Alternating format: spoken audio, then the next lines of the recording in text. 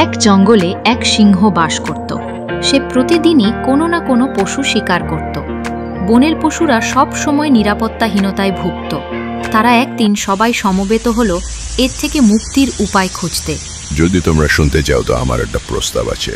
কি প্রস্তাব আছে বলো, আমরা শুনবো। দেখো, সিংহ মহারাজ তো না খেয়ে থাকবে না, আমাদের শিকার করবেই। অর্থাৎ আমাদের কারো না কারো মৃত্যু অনিবার্য, কিন্তু অনিশ্চিত। বেশ, তারপর আমরা যদি সিংহ মহারাজের সাথে একটা চুক্তি করি যে আমাদের মধ্যে যে কোনো একজন করে প্রতিদিন দুপুরে সিংহের খাবার হয়ে যাবে, সিংহ মহারাজ আমাদের শিকার করবে না, তাহলে বাকিরা এবং পরের প্রজন্ম নিশ্চিতে থাকতে পারবে। সে তো বুঝলাম, কিন্তু সিংহের সাথে কথা বলবে কে?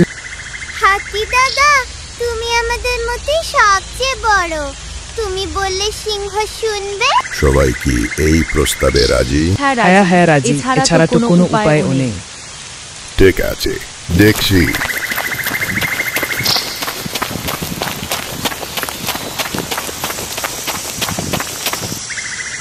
সিংহ মশাই, আমি তোমার সাথে কিছু আলোচনা করতে এসেছি। আরে হাতি বাবু, বলো বলো, কি করতে পারি?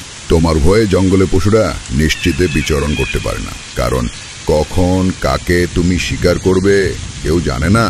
হাতি বাবু, তুমি কি আমাকে না খেয়ে মরতে বলছো নাকি জঙ্গল ছেড়ে চলে যেতে বলছো? না না, সে কথা বলছি না। বলছি তুমি কোনো পশু শিকার করবে না, তার পরিবর্তে তোমার খাবার হয়ে প্রতিদিন একজন করে পশু আসবে দুপুর বেলায়। যদি তুমি রাজি থাকো তাহলে আমরা সেরকম একটা চুক্তি করতে পারি। আহ, খাসা চুক্তি। আমাকে আর কষ্ট করে শিকার করতে হবে না, আবার শিকার পাবো কিনা তাও ভাবতে হবে না।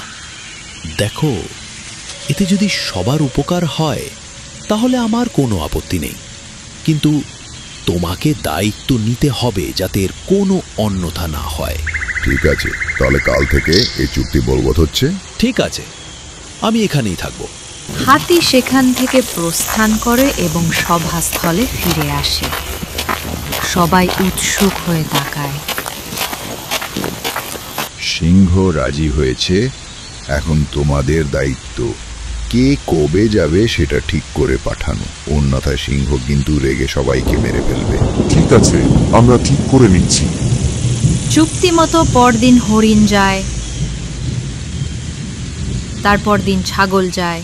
এইভাবে একদিন ইঁদুরের দিন আসে। ইঁদুর মরতে চায় না, সে মনে মনে সব সময় সিংহের মৃত্যু চায়, কিন্তু সিংহ তো বিনা পরিশ্রমে খাবার খেয়ে খেয়ে আরও স্বাস্থ্যবান হয়ে উঠছে দিনকে দিন। ইঁদুর মনে মনে মতলব বাটে। পরদিন যথামতো সবার কাছ থেকে বিদায় নেয় আর বলে, তোমরা কিন্তু আড়ালে কাছাকাছি থেকো, মনে সাহস পাবো। ইঁদুর সিংহের কাছাকাছি একটা গাছের আড়ালে বসে থাকে। এদিকে দুপুর পেরিয়ে যায়। সিংহ খিদে ছটফট করছে। সিংহ রাগে হুঙ্কার ছাড়ে। তখনই ইঁদুর হাঁফাতে হাঁফাতে সিংহের কাছে পৌঁছয়। এই পুচকে ইঁদুর, তাও আবার এত বেলা করে, তোর এত সাহস? মহারাজ, অনেক কষ্টে প্রাণ নিয়ে ফিরেছি আপনার কাছে আপনার খিদে মেটাতে। প্রাণ নিয়ে ফিরেছিস মানে? আমি আপনার কাছেই আসছিলাম, একটা কুয়োর পাশ দিয়ে যাচ্ছি, এমন সময় ওই কুয়ো থেকে এক সিংহ আমার উপর ঝাঁপিয়ে পড়ে। আরেকটা সিংহ এই জঙ্গলে? হ্যাঁ মহারাজ, আমি তো ওই সিংহের নখের ফাঁক দিয়ে পালাই, আর ওই সিংহ আমার পেছনে ধাওয়া করে।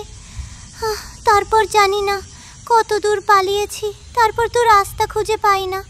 অনেক কষ্টে আপনার কাছে এসেছি মহারাজ, দয়া করে আমাকে আপনার সেবায় গ্রহণ করুন। থাক থাক, কোথায় সেই সিংহ? আমাকে নিয়ে চল। যাক, আমার ট্রিক কাজ করছে। হ্যাঁ মহারাজ, চলুন, আমার ভীষণ ভয় করছে।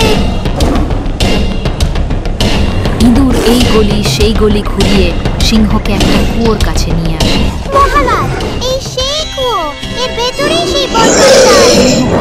দাঁড়িয়ে ঝুঁকে কুয়োর ভেতরে তাকায় আর দেখে সত্যি আরেকটা সিংহ। সিংহ হুঙ্কার ছাড়ে, কুয়োর সিংহটাও পাল্টা হুঙ্কার ছাড়ে। এভাবে কিছুক্ষণ চলার পর সিংহ রাগে কুয়োতে ঝাঁপ দেয় অনাহূত সিংহটাকে মারতে।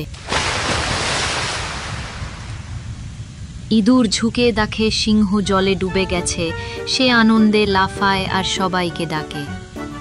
আড়াল থেকে সবাই বেরিয়ে আসে আর দেখে সত্যি সত্যি সিংহটা ডুবে গেছে। সবাই ইঁদুরের প্রশংসা করে আর আনন্দে মুক্তির শ্বাস নেয়। এইভাবেই ছোট্ট ইঁদুরে বুদ্ধিতে সবাই বেঁচে থাকার আনন্দ খুঁজে পায়।